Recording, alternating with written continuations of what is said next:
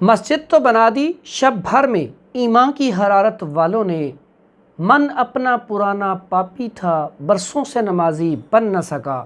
अस्सलामुअलैकुम वरहमतुल्लाहि वबरकातुहू। प्रोफेसर हकीम हाफिज़ फ़रहान हनीफ़ मक्की बैतुल हिकमत लाहौर से आपकी खिदमत में हाज़िर हूँ।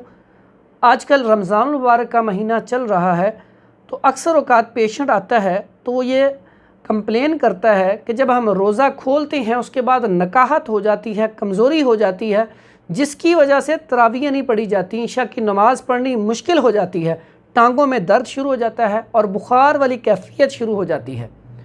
तो इसके लिए आप क्या करेंगे? आपने जब रोज़ा खोलना है तो आपने करना क्या है?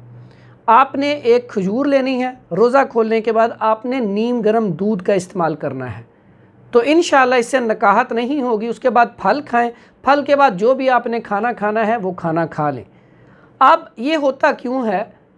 अक्सर औक़ात हम क्या करते हैं, जब रोज़ा खोलते हैं तो ठंडे मशरूबात वो पी लेते हैं या दूध सोडा पी लेते हैं, उसके बाद चावल वगैरह खा लेते हैं और पानी ज़्यादा पी लेते हैं, जिसकी वजह से हमारा जो है स्टमक वो उसमें खाना जब ओवरलोड हो जाएगा, हम खाना ज़्यादा मिकदार में खा लेंगे, पानी ज़्यादा पी लेंगे तो उसकी वर्किंग स्लो हो जाएगी, जिसकी वजह से ये मसला होता है।